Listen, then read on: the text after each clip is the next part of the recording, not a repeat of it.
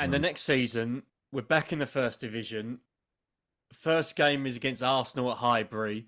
Yeah, It's been shown on YouTube. There's been other clips of Chelsea fans basically taking over Highbury, yeah. especially the stand behind the goal.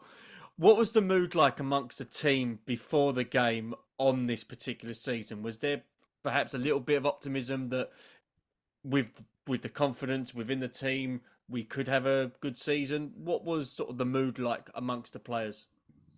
I mean, it was exciting, obviously, and there was a challenge, but the confidence was high, and we believed we could keep the momentum going.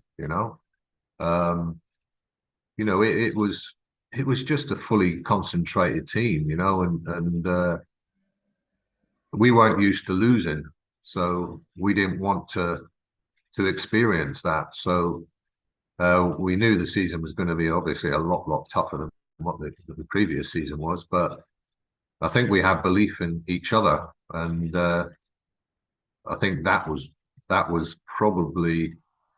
I don't think there was any fear or anxiety in the team because we weren't that type of players. You know what I mean? You can't imagine, Dixon and Speedy and Evans and all them being frightened to play in the Premier League. They believed in their own ability and they believed in the team, and I think we were all the same. So yeah, we went into it with confidence and used to winning, really, and that's really important. And it was the end of that season. Chelsea finished sixth, which is Brilliant. even nowadays for a promoted team to finish that high is Yeah. quite remarkable. But we also reached the semi-finals of the League Cup that year. Overall, that season was quite a productive one for Chelsea going forward. Do you feel it may have laid the foundations going forward for Chelsea? I think so. Yeah. I mean, I think the biggest goal in Chelsea's history, arguably, was Clive Walker at Bolton. Hmm. And I talk about that a lot. I played in that game, and that was scary. Hmm. That's scary. Getting promotion is not scary.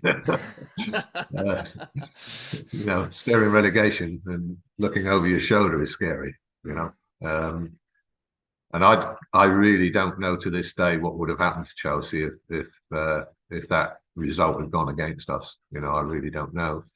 Um, but the success that's been built following that season we're talking about, um, I think you have to say, and you have to be honest about it, the success was built um, when Mr. Abramovich came in, and in today's football, it's a completely different story, Yeah. and we couldn't compete financially in that league. If you look at our players and our, the income that was generated and therefore the wages that were paid and everything else, it's a completely different story, and so it's hard to say yes, but possibly it had an effect on the new owner eventually buying the club because it was in a good position, but not in a position that couldn't be improved. And the rest is history. Let's be honest about it.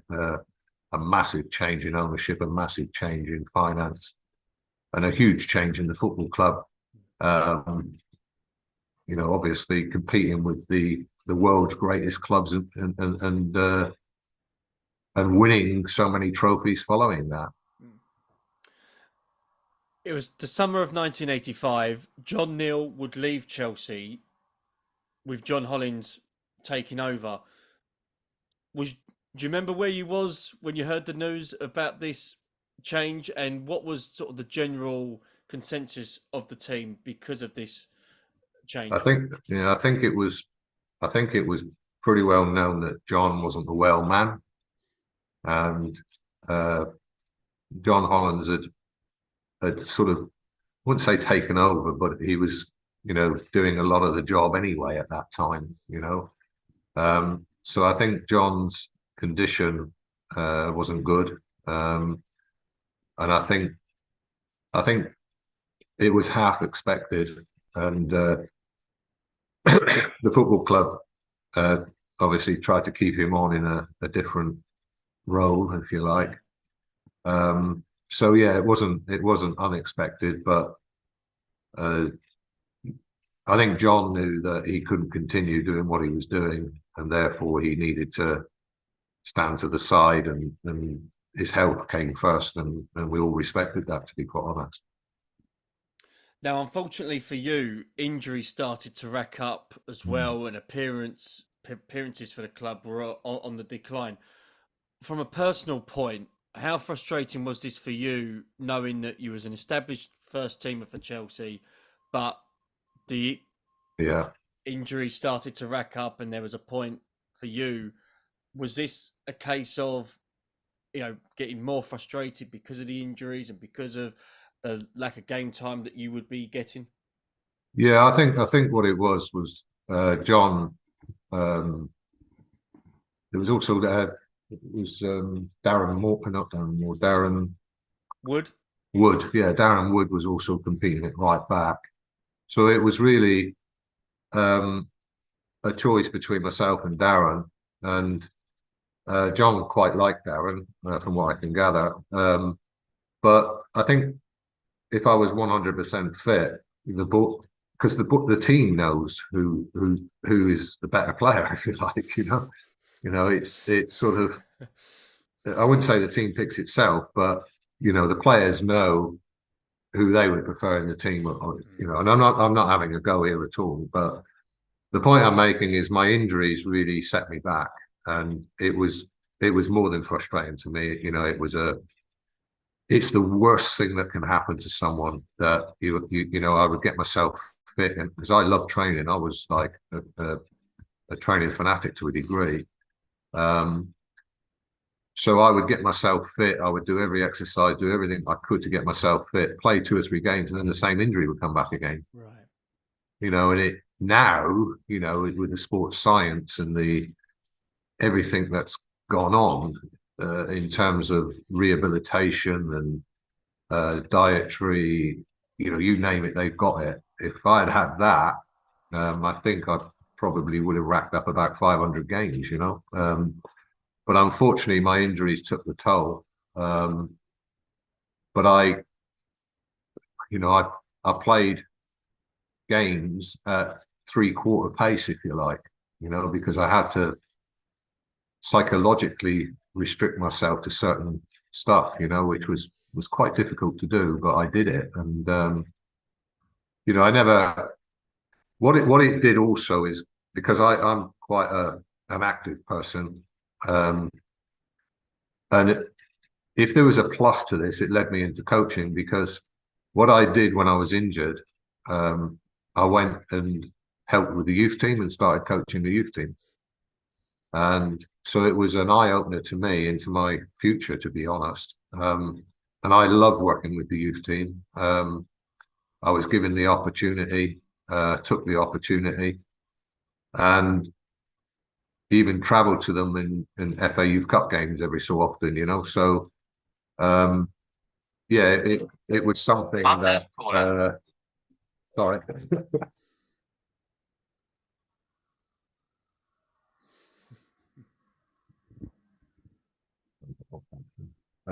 So yeah, I think that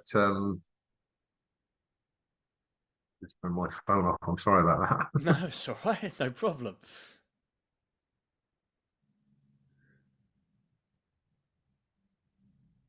Yeah, so it led me into coaching, and as I say, I would obviously, in between the training and that, I would then um, jog over to the area where the lads were, and then when I wasn't able to train, I would go out and take a training session, build training sessions up myself, and it was something that kept me active, really, when I was really doom and gloom. It was when I was injured, because I hated it. It was, and when it kept reoccurring and reoccurring, and so frustrating. And as I said just now, I I wanted to play every game, and injuries prevented me from doing that. You were selected though for the full Members Cup final at Wembley against Manchester City. Mm. What was it like for you to play at Wembley? And obviously, talking about the game overall, it was quite a crazy game, scoreline wise, and also, with how it ended up. Because I believe also Chelsea were either playing 2 days later, or it might have been the day Well, no, later. they played the day. They played Day the day. before. Yeah, we played the day Beg your pardon. before at Southampton, That's right. Beg your and pardon. Curry had got a slight groin injury, and that opened the door for me to play up front. And Dave Speedy and I, because we were best friends, but whenever Speedo and I played up front together, we always again had an understanding, and so Speedo said, that basically that, it didn't change for him because he knew, and I knew the way that he played, he knew the way I played, and we didn't feel as if um, we had any problems playing up front together, even though I was Sure. playing it right back, Yeah. but it worked, and as I said before, I understood what was required at right back and also understood what was required up front. Um, so thankfully I was selected to play up front with him, and Kerry had to sit that one out, and you know, he supported it. We wind him up now when we see him every so often. But I mean, the game itself. I mean, I think because majority of the players had played in a game the day before, then later on in that game, you would anticipate fatigue setting in and mistakes being made and things like that. Um, and believe it or not, like I said just now, I wasn't 100% fit in that game. I had to play at 3/4 pace, to be honest. I couldn't really sprint flat out. But I played within myself, and thankfully it paid off. I was only Mick McCarthy I was playing against anyway, so it didn't matter too much. we, No, but yeah, it got a bit scary in the end, and mm. and then I think Doug Rigby forgot that he was supposed to be scoring in the other end, not our end. So, uh, but no, it was a great game, and 80 odd thousand people there, Yeah. playing at Wembley and scoring, and oh, it was fantastic. Yeah, you can't buy that. It sticks with you. Your family's there as well, and people say, "Oh, it's only the full members cup," but yeah, it was the one and only full members cup. It was still a cup. It was still something to win, and it was played at Wembley in front of a huge crowd. So, don't take that away from us. That was something special, and I've still got the medal, which I got out a few weeks ago. Polished it up because it was silver. It had gone a bit tarnished, but yeah, I mean, it was a fantastic day. The celebrations and the celebrations of getting promotion and the celebrations of winning that were similar feelings. Um, but who goes to Wembley? Speedo got a hat trick. I got two. There's not many do that. No. So it was brilliant. Yeah, absolutely brilliant. Would you say on that particular occasion for that game that provided some comfort for you, knowing that you did have a bit of a struggle that season, and all of a sudden you're Yeah, selected for this cup final, you play well, albeit not 100%, you score 2 goals. Not many players can score 2 goals at Wembley, let alone in the cup final, and then you end up winning the trophy. Would you say that that was sort of a nice end to a very yeah, I do difficult really. season for Yeah, you? I think that it. I don't want to keep up, but the frustration of being injured, was affecting me, and I think when I think most players or most athletes, it's like a sprinter. If he keeps tearing hamstrings like I did, Mm. eventually he can't sprint, because psychologically his brain is saying, if you do this, we're going to struggle. Yeah. So that's why I said in that game, I had to play within myself, but use my intelligence, really do enough, don't get injured, receive the ball, do what you've got to do, get back into the box and make sure you're there when it arrives, So um, yeah, I think winning that and scoring the 2 goals and being part of that team for that particular game will yeah, it took away a huge amount of frustration, but the person I am, I still wanted to play every game. I still wanted to be fit, but unfortunately, my body wouldn't allow me to do that. Now, you made a handful of appearances afterwards until you left the club permanently in 1987. When did you decide that this was going to be the right time to go? And as you said, you always wanted to, you always Yeah. had a key eye on coaching. When did you decide that coaching would be the best way to Well, it was. leave football Yeah. from playing? Well, I never, ever, ever, ever wanted to leave Chelsea. Never. I could have stayed there forever. Coaching. But it came to a point where um, it was pretty evident that my coaching was going to um, eventually take over from my playing days. So I went to see Johnny Hollins and um, asked him if there was a coaching position available to me at Chelsea. Um, Probably one of my most disappointing meetings I ever had because there wasn't, and um, and that got me thinking because I was obviously planning to go into coaching. I was involved taking some of the sessions with the youth team, and I just thought it would be a natural progression. Mm. I wasn't. I still wanted to play, and I still could have played the odd game in and out if needed, and backed up the team.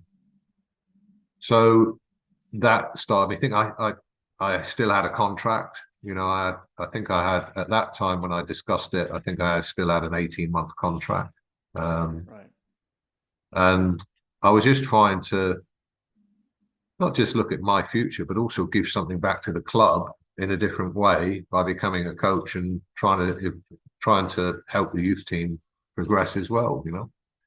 So yeah, that was one of the disappointments I had was not being able to stay there and get involved with the youth policy and stuff like that. But the decision was made, so um, I then sort of was asked to play in like an exhibition game. Um, Steve Perman asked me, and I played in this exhibition game in Norway. Um, a few of us flew out and played in it, and from that, I had a discussion about my future, really, with the people that were there, with Steve Perman as well, and said, I'd like to go into coaching. I've taken the badges. I'm trying to, progress it as best I can. But I also want to try and play games as well, to the very end. Anyway, that's what led me over to Brentford, really, where um, I think it was known that I might have been put on the list. I'm not sure. Um, but I actually had a phone call from Don Mackay, who was a coach at Chelsea, who then went to Blackburn Rovers. And Don phoned me and said, I'd like you to come and play for me at Blackburn Rovers. And I said, well, Don, my aim now is to play games, but also I want to get into coaching. I said, and I have to put that really on a level terms of playing. I want to be a coach, but I still want to play. And he said, well, Colin, I can't promise you that at the moment, but maybe in a year's time, there's one coach who might be leaving. So I said, well, I don't, I don't not believe you, Don, but I can't really come up to Blackburn just on a promise. I need to have something, blah, blah, blah. So then out of the blue, Steve Perryman phoned me and said, would you like to come over and coach, like start the youth policy at Brentford? They had a centre of excellence, had nothing else going, you know, it was, but play some games and come over to Brentford. And that's what happened, you know. Right. So it wasn't me asking to leave Chelsea. It was really me wanting to get into a different, the next stage in my career, if you like. But no, I would never have left Chelsea in a million years. You know, Yeah. given the opportunity, I would have probably still been there now. You know, but unfortunately, that didn't happen. So I went to Brentford and was very, very successful. I think the youth team I set up there, I think it's still the most successful youth team they've had in the history of the club. You know, with the likes of Marcus Gale, Jason Cousins, who played for Wickham, Kelly Haig. There's a lot of players who came through. We actually beat Manchester United in the FA Youth Cup, so and got through to the semis with it. So we were successful in youth football, but that's the story behind me leaving Chelsea, unfortunately. Was you surprised when you sort of look back on that particular decision before we talk about today's football? When you Yes. look back on that decision, whether it was John Hollins or whether it was another person's decision not to keep you on at Chelsea, was you surprised with that decision, or did you maybe want to have a conversation with Ken Bates about it? Was there a potential sort of road whereby you could have maybe stayed at Chelsea, but in a different capacity, Yeah, I maybe don't. waited for coaching? Yeah, I don't think we really. I think the decision was always going to be the manager at that time. I think that was my thinking, you know, and um, it wasn't really known at that time. It wasn't really expected at that time to bypass the manager and go to the chairman, if you like, you know. So I had respect for the people, and I mean, I'm still disappointed now, you know. Mm. I was really disappointed with the decision, because I'm not saying it forced me out of Chelsea, but you know, I knew that I couldn't continue playing on a regular basis, and I needed to think about my family Yeah. and everything else, you know. So um, yeah, I'm not going to lie. you know, I'm telling 100% truth. You know, it was one of the biggest disappointments I had whilst I was at Chelsea was not being able to stay at Chelsea. You know, I look at John Terry now, and I don't put myself in his bracket, but I look at John now. You know, he goes, you know, he's back at Chelsea, he's with the youth team, and I'm thinking I could have done that. Yeah. Yeah. You know, and I would have. I mean, you don't never know, but I would. I mean, I don't know if you do know, but I actually ran an under 13s team, not team. It was like a football school on a weekly basis. I ran that down here in Torquay for 6 years for Chelsea. Right. Yeah, I only packed it in about 18 months ago because I had to have a knee operation. But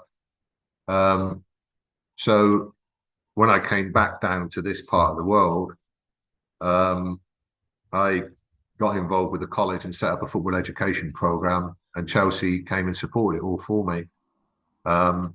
So I don't know how many years later I actually got involved in the youth football. So and I had a fantastic 6 years. Chelsea supported it through the foundation. We had a connection also with the academy, but it was supported through the Yeah. foundation. Mm. And I went up to Cobham. The kids used to go up. We had about about 8 coaches working under us down here, under me down here. We had a physiotherapist, and Chelsea supported every single angle of that particular centre, which was brilliant, you know. Fantastic. Yeah. Yeah, and we've got eventually, because obviously it had to be done through the foundation, and you know, it's too far away to have a centre of excellence. Mm.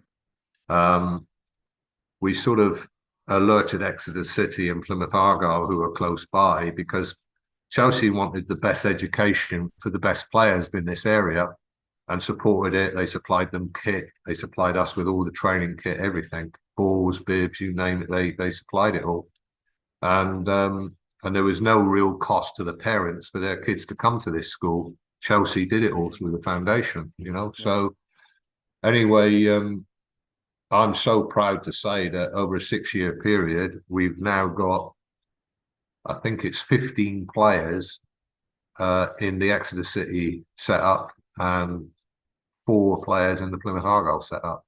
So, Wow, so that's really Chelsea good. have done a great job in this area, you know, and you know it allowed the kids to be involved in a top football club and go and experience playing at Cobham every so often in little tournaments and Mm. various things.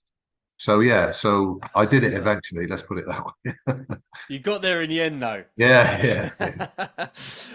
Before we finish, Colin, I want to talk about today's event and one particular aspect of today's event, which I am glad it wasn't around when you was playing, especially when I was involved in watching Chelsea at the first time in the 90s, was VAR. What's Okay. your take on it? There's a lot of this. There's still a lot of debate about it even today, although it's been out for a couple of years now. Some people are opposed to it. Some people actually are for it. Where do you stand with it? I've got mixed feelings to be quite honest. You know, I think if the ball crosses the line, I think that's where it started. You know, when it hits the crossbar, comes down, and no one knows whether it's crossed the line or not. You know, the linesman or the assistant referee, they're called now, aren't they? That's right. You know, he's totally blinded because, you know, he's never stood behind the corner flag because he wouldn't see anyway, you know, and that's the line that you got to look, you know. So I think in that situation, I'd support it. But some of these offside things are Yeah, absolutely yeah, stupid, you know. yeah. You know, his finger was in front of the line or his elbow or something, you know, and it's like, do me a favor. You know, it's got to be the body, surely, you know. Mm. You know, I can imagine that if the body is in front, then you're offside. It always has been, you know. But some of the things are ridiculous, you know. And then, you know, human error has always been part of football, you know.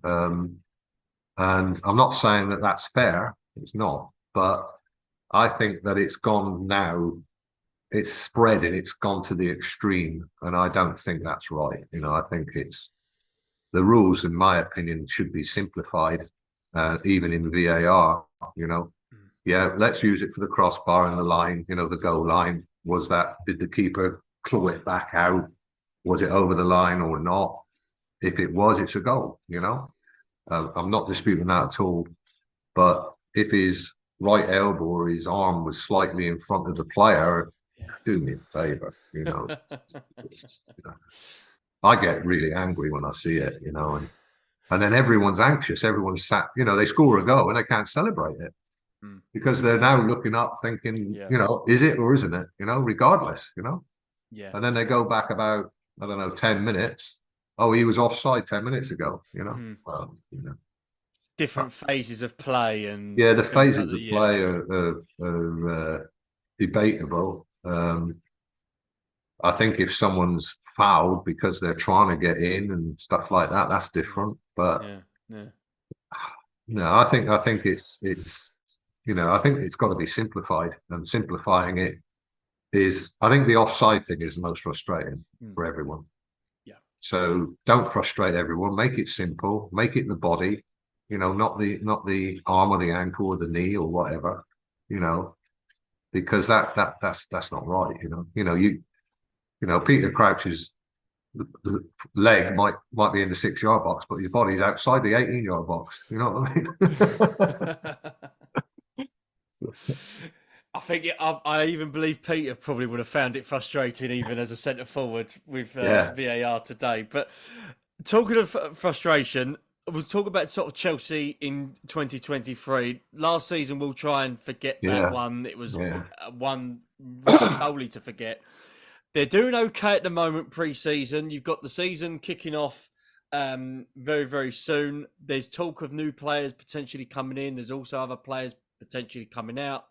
Um, where do you stand with Chelsea today? We've obviously got a new manager in Pochettino, and he's doing okay in terms of Morale. breeding in the young players in that have come in, because we brought in a hell of a lot of young players Mm. over the last 12 months. Where do you stand with Chelsea today? I think what the manager's done is he's tried to build the morale back up, because it seemed all doom and gloom, not just on the park but off the park. Again, I think that, and I know at a big club like Chelsea is now, it's very, very, they don't like to hear the word transition. The supporters, they're not into transition. But if you think back when we started talking about the John Neal era, there was a transition taking place. And that transition took place and it was successful. But sometimes, you have to give it time. And I know time in football at the top level is hard to buy, so I don't think any Chelsea supporter would ever stop supporting Chelsea, because that's never going to happen, You'll have your frustrations. I think all teams go through fantastic periods, and then there's a lull, and it's how they deal with that lull. And I think they're trying to deal with that as best they can. You can knock the chairman and you can have a go at him and you can do what you want, but ultimately he's putting in a tremendous amount of money to try and make it successful. Maybe he splashed the cash too much initially, perhaps, and made mistakes. And this is where football's different to any other business. I think you need people around you who you can trust, but also, we talked about John Neal and Ian McNeil. Great recruitment, great eye for players. Well, try and find someone. Chelsea could find the best at doing that if they wanted to. So, I think this period now is going to be crucial to the season ahead, because Chelsea need, and all the top teams and all the teams that play in the top section of the Premier League, especially the top six, they have to have world-class players, one or two world-class players. And trying to find them, because everyone wants them, is very, very difficult, and a lot of them are tied up anyway. And I think that's why the manager said, well, we've got some very, very talented youth players who will only progress if they're playing, and even if they have to step in and out. But you still need to keep the experience, and you talk about the spine of the team, and it'll be really, really interesting to see not just the formation, but also the way that he uses the if you like the structure within the team. He might change it in certain games to suit playing against certain teams. And he'll be, I'd assume he'll be now assessing all that, and it's all right going in and saying, no, I want him, but you can't do that. You go in, you assess the team, and thankfully he's got the pre-season to do that. And then in his own mind, he will go, right, I need a centre forward, I need a right back, I need a whatever. Let's go and get the best we can available. And he will have, obviously, he's an experienced manager, he'll have his own scouting system, he'll have his own dictionary of players, if you like. And hopefully some of them players, well, they'll have to be top ranked players, because I don't think, having said that, again, don't want to mention them, but going back to Manchester United and their youth policy and their unbelievable team of youth, they did it, Yeah, so yeah. So, you know, you can get some comfort from that, but you just feel that the important positions, you need experience in an important position. And to me, that's the spine of the team. And finally, Colin, uh, how do you look back on your Chelsea career? I'm I'm I'm proud of being part of Chelsea. You know, a kid coming from a small town in Devon, incidentally being found by the same scout that found Trevor Francis, actually, which was, yeah. But no, I mean, it's something that you dream of. You know, kids in this area dream of it. And at the time, you don't really, what can I say? You don't really appreciate it. You don't really, you know, I looked upon it as being, that was my job and that's what I did. And the guy who drove the bus, that was his job, sort of thing. And then you don't realize, you know, the size of the achievement playing for Tottenham, Chelsea, you know, Brentford, who weren't so big then, but you know, but Chelsea in particular, for that length of time and being part of their history. I could never have dreamt of that as a kid, you know, never in a million years, you know. So now Chelsea is been a big part of my life, my family's life. My children are, well, they're grown up now, but they're massive Chelsea supporters. In fact, my daughter's dog is called Chelsea. So it goes to show it just runs through the family. Keeping it in the family, that's good. Yeah. So no, it's no, it's just been such an honour and such a privilege, really, to have played for such a fantastic football club and to see where it's come from to where it is now. That is brilliant. It's absolutely brilliant, and all the supporters, even the new ones, but the old ones in particular, the ones who watched us play when we went to the reunion a few weeks ago. That was something else, you know, and again, something I'll never forget. It was a memorable part of my life. Let's put it that way. Fantastic evening it was. Really sort of great. And you know, when you see grown men cry, I know. by the bar because they're seeing their favourites on stage and reminiscing, and then when you're hearing sort of great stories, and even the great Ken Bates, everyone was just on top form that night. It was just I think it showed the players' personalities and the players' connection with the club, because, you know, I don't think anyone went home without everything signed by every player. You know, every player.